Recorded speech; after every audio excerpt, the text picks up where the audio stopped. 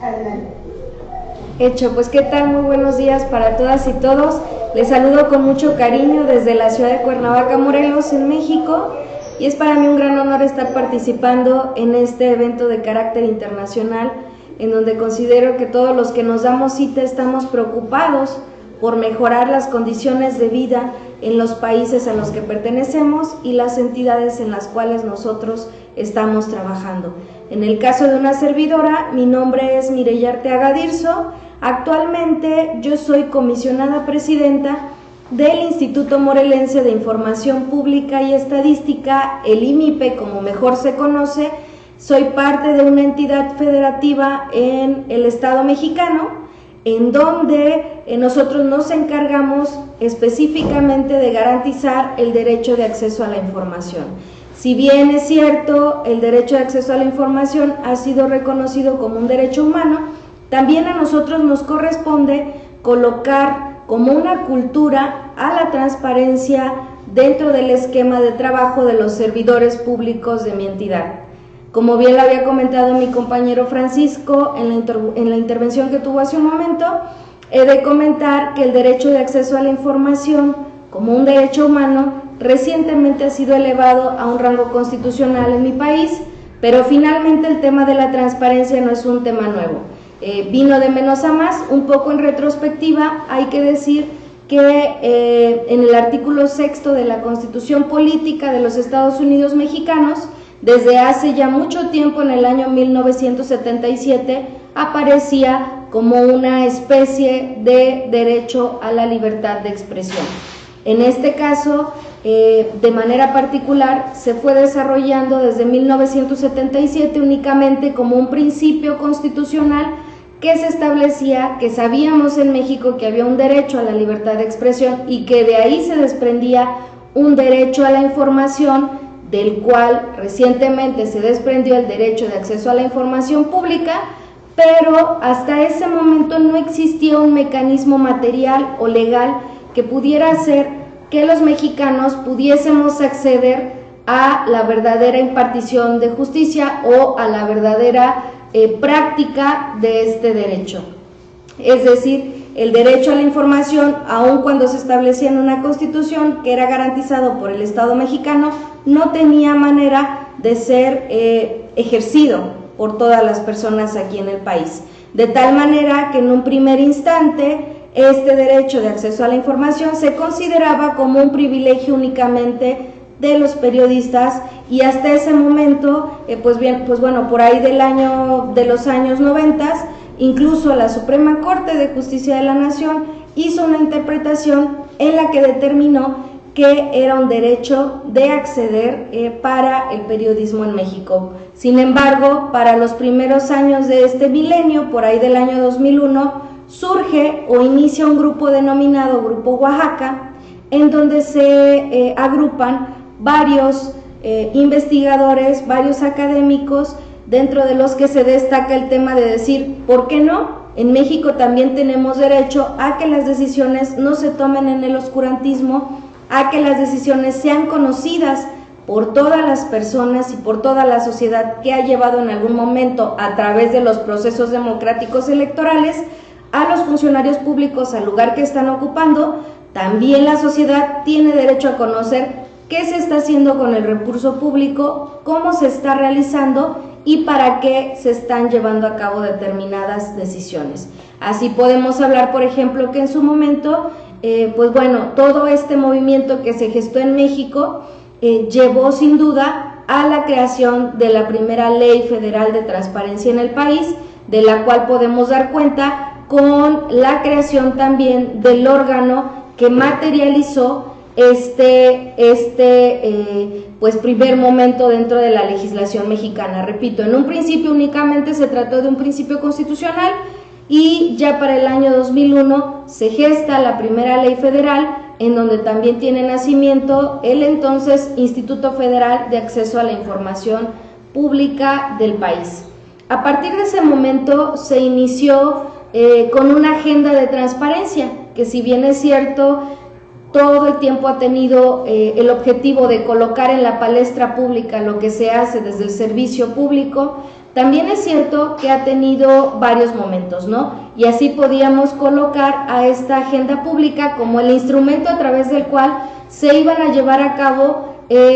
varias actividades para en algún momento colocar a la transparencia como un tema de rutina de quienes estábamos al frente o quienes estaban en ese momento al frente de algún cargo público, ¿no? Entonces, a partir de ello se pretendió desarrollar como un tema transversal, es decir, todo lo que hagamos tiene que ir de la mano de la transparencia. Si se toma una decisión gubernamental a nivel ejecutivo, tal cual lo comentaban ahorita, como en el caso Odebrecht, que se tendría que haber determinado de manera pública cada una de las licitaciones que se estaban llevando a cabo para la obra pública, pues bueno, hemos de ver precisamente que aquí se ven estos momentos y hasta ese entonces esto no sucedió del todo, ¿no? Y de ahí las consecuencias que se están viviendo en este momento. La transparencia entonces ha tenido hasta este momento 3 etapas. La primera y de inicio, que era el hecho de darle a la sociedad una herramienta o un mecanismo práctico para conocer qué se estaba haciendo. De alguna manera siempre las decisiones se habían tomado del escritorio hacia atrás y nunca hubo esa apertura para determinar o decidir o hacerle ver a la gente lo que se estaba llevando a cabo. Es decir, en esa primera generación de la transparencia estamos hablando de que únicamente se quedaba en el nivel de saber que se estaba llevando a cabo. Por otra parte, tenemos la segunda generación en donde ya este saber que era colocado al frente de la sociedad mexicana se transformaba para que le sirviera en determinadas situaciones y la autoridad mexicana tomaba de cierta manera conciencia de qué era lo que servía de esa información que se estaba produciendo. Por otra parte, en la tercera generación, que es la que estamos viviendo actualmente, podemos decir que ahora ya se trata de una transparencia proactiva. ¿Cuál es el objetivo de esta transparencia proactiva? No es otra cosa más que la toma de decisiones en este momento en el que nos encontramos también tiene que ir de la mano con la sociedad, es decir, sociedad coparticipativa con su autoridad, al mismo tiempo que yo conozco como sociedad, también genero ciertas estadísticas que le van a permitir a la autoridad determinar política pública, también de la mano con la autoridad voy a generar soluciones a los problemas que se estén dando. Estamos hablando en un primer plano, en un tema teórico y en un tema de ley, que es lo que se puede decir que ahorita se está construyendo en México. La realidad sabemos que finalmente nos ha llevado a ver que todavía nos falta para llegar a tener una transparencia consolidada, pero finalmente por ello es que yo hablaba de que la herramienta, una herramienta eficaz y básica para el combate a la corrupción lo es la transparencia. Y siguiendo con esta retrospectiva, dado que estamos hablando en un tema introductorio, quisiera comentarles entonces que antes del año 2001 también se dio un refuerzo dentro de lo que es el ente gubernamental que se dedica al tema de fiscalización, es decir, la Auditoría Superior de Fiscalización, que en su momento se encargaba de la vigilancia de cómo se estaban manejando los recursos públicos, fue reforzada por este año también en un indicio de lo que ahora, tal y cual comentaba el ponente anterior, se está gestando como un sistema de sistemas. En un principio tenemos la transparencia que va caminando conforme a estas etapas que yo les comentaba. En un segundo momento también se está reforzando la Auditoría Superior de Fiscalización, que es el ente que finalmente revisa cómo se ha generado o cómo se ha dado el gasto público, y en otro momento, que es el que estamos viviendo para este año 2017 y los que nos han antecedido, pues bueno, también se han reforzado leyes que tienen que ver con la responsabilidad política, que tienen que ver con la manera en cómo se va a prevenir cualquier tipo de acto de corrupción, y que bueno, que lo que se intenta es cerrar este círculo en México para el combate a la corrupción. Y si así seguimos, entonces estos programas de combate a la corrupción no han sido algo nuevo en México. Dentro de lo que es los años 2001 y 2006, finalmente se han dado especies o mecanismos de programas que tratan de combatirlo, pero que finalmente no se había llegado a tener un estado sistémico donde se pudieran, desde las diferentes aristas en donde se pueden gestar estos actos de corrupción, donde se diera una mecánica propia para englobarlos dentro de un mismo eje, o se pudiera caminar de la mano. Antes del año 2004 se da la creación de lo que yo les decía, el Instituto Federal de Acceso a la Información Pública, y es en donde entonces se catapulta la transparencia en México para venir a ser ese ente que dé certeza y seguridad jurídica a todos los mexicanos de que nadie dentro del servicio público va a actuar en el oscurantismo. Para después del año 2007 se da una importante reforma constitucional en donde el derecho de acceso a la información pública se ve reforzado. Y bueno, hablando del año 2015, se da también 2014, se da una reforma constitucional muy importante en México, en donde ya se eleva a rango de derecho humano el derecho de acceso a la información pública, y para 2015 se da la nueva Ley General de Transparencia que va a regir a todo el país, y posterior a ello inicia la armonización de las leyes en cada una de las entidades federativas del país. ¿A qué nos ha llevado todo esto? A que nosotros podamos tener hoy en día un marco normativo que está rigiendo precisamente esa necesidad de encontrar la manera en cómo combatir este tema de la corrupción, que debemos decirlo, no es privativo del Estado mexicano, pero sí en este momento podemos decir desde la perspectiva sociológica, desde la perspectiva política y económica, sí ha venido a causar estragos en el devenir del Estado mexicano. Por otra parte, hemos de decir que en gran medida las adecuaciones que se hicieron en el tema de transparencia vienen a agregar grupos institucionales. Si bien es cierto, ya teníamos como entes que tenían que manejarse como transparencia a los poderes ejecutivo, legislativo y judicial, y a los 3 niveles de gobierno, es decir, la federación, el estado y los municipios. Ahora se agregan los sindicatos, que también de alguna manera están recibiendo recursos públicos, y por otra parte, en varias entidades del país se agregan los partidos políticos. En el estado de Morelos, que es al que yo pertenezco, he de decir que ya se venía trabajando con partidos políticos, y ahora sí se intenta cerrar la pinza, y entonces se está trabajando de manera tal que no quede fuera ninguna entidad que reciba recurso público, y que todos los que estamos ejerciendo alguna función a través de este recurso no perdamos de vista que todas las decisiones que tomamos tienen que ser conocidas por la sociedad mexicana y por la sociedad de la entidad federativa a la que pertenecemos. Y bueno, para ello se han buscado a través de la ley varios mecanismos o herramientas tecnológicas, como de las que ya también se hablaba, como esta Plataforma Nacional de Transparencia, en donde desde cualquier parte del mundo se puede conocer ya lo que estamos haciendo, se puede preguntar directamente o en específico alguna situación que se considere importante para conocer. Y la bondad de este derecho humano es que no debe ni siquiera de la persona presentarse ante la autoridad que se esté solicitando esta información. Es decir, el anonimato se ha visto como un aliado para la persona que requiere información pública, y se ha visto además como un tema de apertura para toda la sociedad. Lo mismo puede preguntar un adulto mayor que puede preguntar un niño, un estudiante o un investigador. Vale la pena señalar entonces que en estos temas del combate a la corrupción se ha estado llevando a cabo o dinamizando el Sistema Nacional de Transparencia,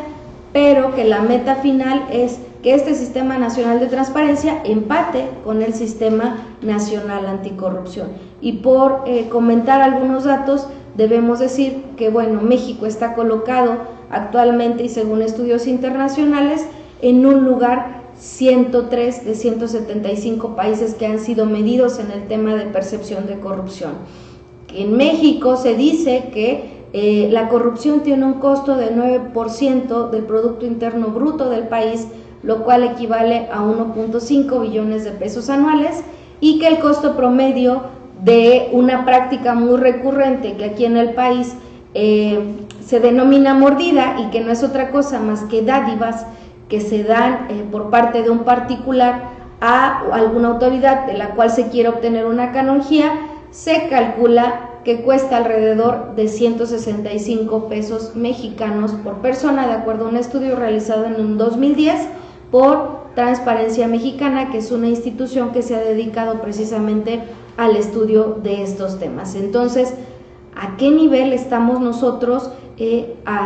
trabajando en México el tema del servicio público cuando tenemos estos antecedentes de corrupción? Repito, no es un tema privativo de México, sí es un tema que nos ha estado ocupando en el Estado mexicano. Considero a quienes estamos ahorita en algún cargo público, pero de cualquier manera tenemos ya el antecedente que nos va a permitir, en el caso de su servidora, trabajar desde la institución de la transparencia por combatir este tema que se ha convertido en algún momento como un lastre para el Estado mexicano y que además ha venido a retardar el desarrollo social que pudiese haberse dado a partir de que nosotros vemos en retrospectiva la historia de lo que ha sido este país, México. Muchas gracias y aquí estoy a la orden por si hay alguna pregunta.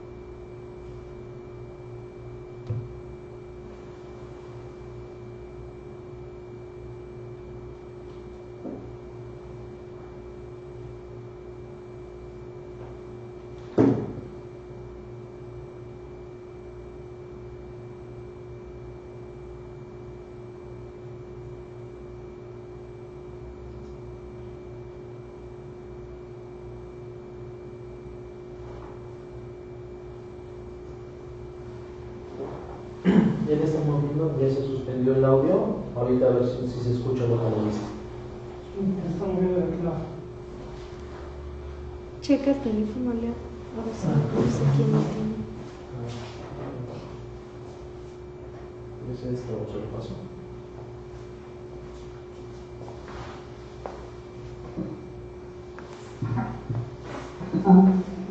A ver si.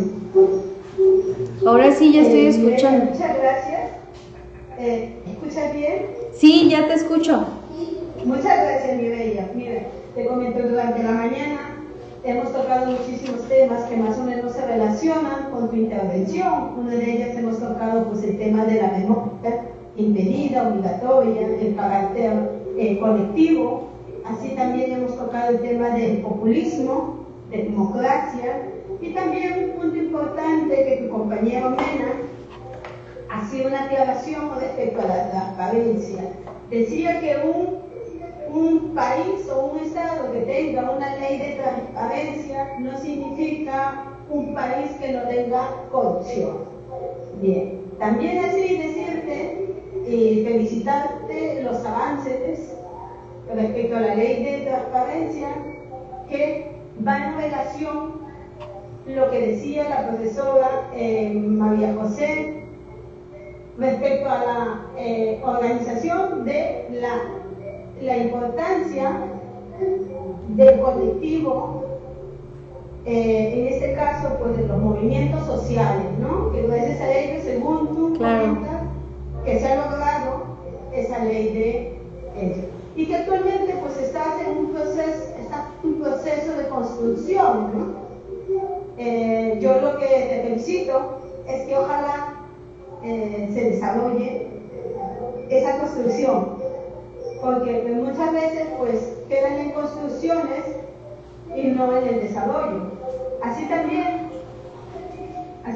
decir que esa es una epidemia que está viviendo casi a nivel mundial, como decía el profesor Francisco, ¿no? Estamos viviendo incluso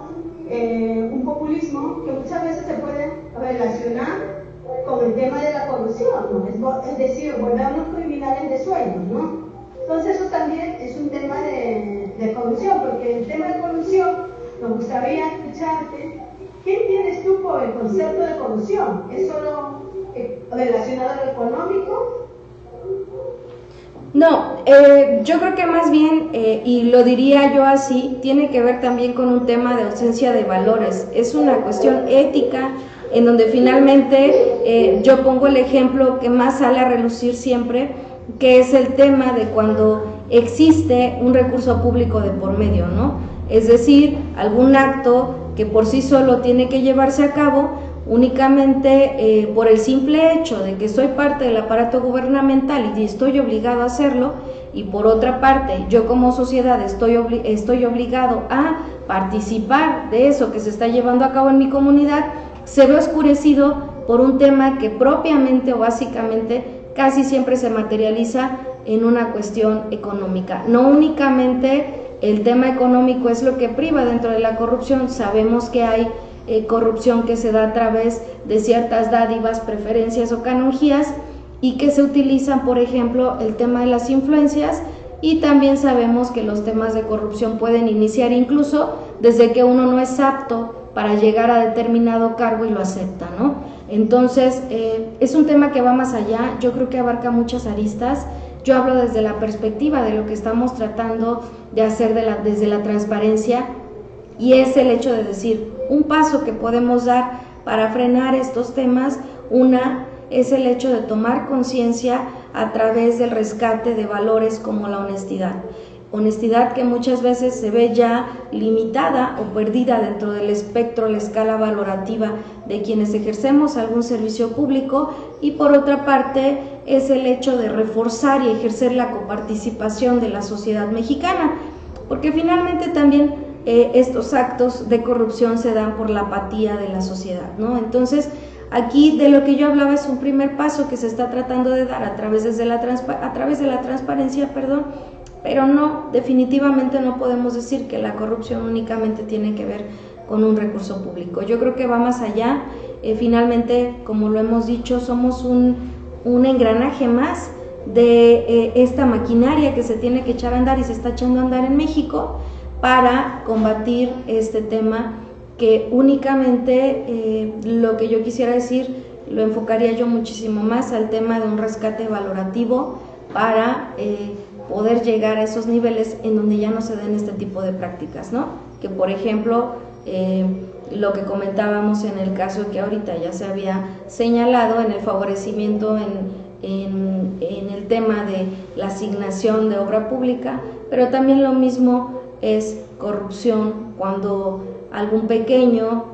por no obtener a lo mejor la calificación deseada en un tema educativo, pues bueno, es beneficiado cuando el papá o la mamá se acerca a los directivos y pide que quede en determinado turno en alguna escuela, ¿no? Utilizando a lo mejor ciertas influencias que tenga por el hecho de su trabajo, por el hecho de la labor en donde se desenvuelve. O hablando en temas comunitarios también, cuando finalmente nosotros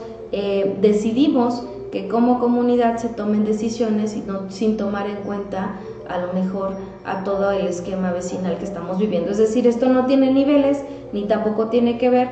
lo repito, con un tema económico, sino más bien yo creo que es un entramado social que hay que ir desmembrando, y creo que parte de lo que se va a lograr en este análisis que se está llevando a cabo a través de este ejercicio académico, pues es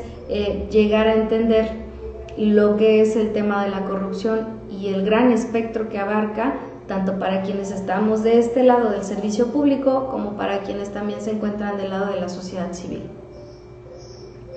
Muy bien, Mireya, muchas gracias por tu visión global. Gracias. Bueno, pues ahora vamos a pasar a alguna pregunta. ¿Alguien desea hacer alguna pregunta? Hola, Mireya, Hola, muy buen día. Enhorabuena por la presentación de ella. Efectivamente, todo lo que nos ha explicado, cómo va manejando el tema de la corrupción desde la organización que ustedes lideran allí en México. Nos gustaría tener más información, cómo lo vienen viendo, mirando las medidas que han adoptado desde el gobierno de San Francisco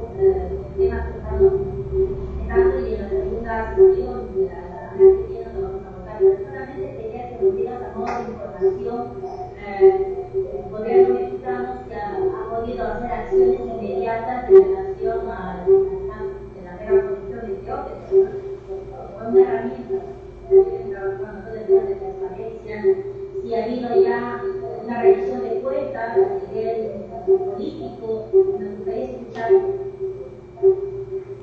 Sí, bueno, en el caso, en este preciso momento en donde nosotros nos encontramos o el Estado mexicano se encuentra, yo he de decir que coincidiendo con lo que ha comentado Francisco, efectivamente es un tema que se encuentra en un grado de investigación, ¿no? Si bien es cierto, lo que nosotros podemos conocer a través de los medios de comunicación es el hecho de que efectivamente México, a partir del año 2001 y hasta el año 2016, ha sido mencionado también en varias investigaciones en donde no únicamente un funcionario, sino varios funcionarios públicos han salido a la luz por el hecho de haber dado canonjías o haber dado prebendas a esta multinacional, ¿no? Entonces, dado este primer tema en donde México sí está involucrado, porque no se sabe todavía actualmente hasta qué grado se asignó obra pública a partir de la intervención de Odebrecht, no se sabe, pero finalmente se está investigando el caso. Por otra parte, hemos de decir que este caso viene a coincidir con lo que ya se había estado haciendo en México y que, bueno, yo comentaba en una línea del tiempo que se está tratando de reforzar a través de la implementación de las estrategias de transparencia en un segundo momento, o casi a la par, yo creo, a través del tema de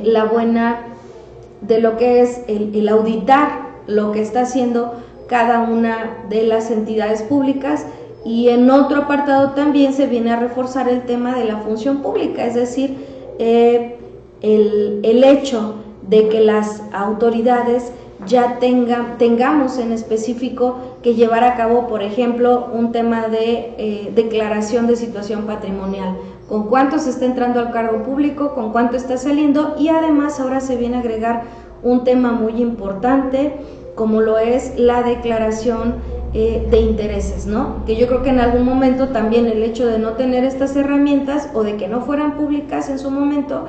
vino a reforzar el tema de que se pudiera dar este favorecimiento a esta empresa.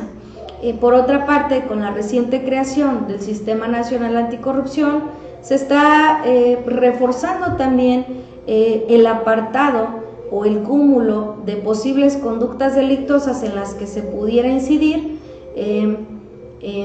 a partir de lo que sería el favorecimiento como este que se dio en el tema de Odebrecht, ¿no? Entonces, en el caso en específico, yo consideraría también pues que se está en un punto de investigación, pero en el caso del tema de la corrupción y el favorecimiento ilícito en general, yo creo que gran parte de esto se ha dado a partir del año 2001 y en consolidación en esta primera etapa, o que yo llamaría la primera etapa, en este año 2017 en que nos encontramos, y que finalmente se está buscando también ciudadanizar este procedimiento a través del cual de manera sistemática podamos buscar solución a todos estos casos que se hayan dado en cualquier parte de la función pública en México. No únicamente estamos hablando del Poder Ejecutivo, sino que esto va más allá del Poder Ejecutivo y de esas decisiones que se toman de los recursos públicos, ¿no? Entonces, el fortalecimiento de las leyes, el endurecimiento también de las sanciones, aun y cuando se trate de acciones que vienen a combatir a un tema pasado, el tema de la corrupción, se están dando apenas en el país, ¿no? Por otra parte, también se intenta fortalecer el tema de la prevención de este tipo de conductas a través de los sistemas estatales anticorrupción, a través del Sistema Nacional Anticorrupción y de este acompañamiento que va a llevar a cabo la sociedad mexicana a partir de lo que se están denominando comités ciudadanos en el acompañamiento al Sistema Nacional y los sistemas estatales anticorrupción, ¿no? Son medidas, repito, que se están apenas gestando, pero que finalmente van a venir a rendir frutos en los próximos años, y yo creo que en la medida en que vayan avanzando las investigaciones a nivel internacional, también irá avanzando este tema de Odebrecht en México y se podrán ya conocer incluso hasta nombres de quienes están involucrados, ¿no? Se ha hablado mucho del tema de que sí han sido más de 10 millones de dólares los que entraron a diferentes funcionarios en México. Se han dado incluso nombres de expresidentes de la República, incluso se ha manejado el nombre del presidente actual en México, pero finalmente yo creo que el aparato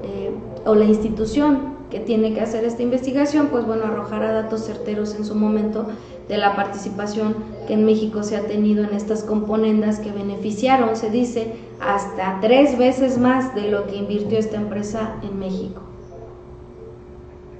Mireya, muchísimas gracias por tu intervención y éxitos en la herramienta y en la implantación. Muchas gracias. Así que muchas gracias por tu intervención y por tus conocimientos. Gracias, saludos a todos, un placer, gracias.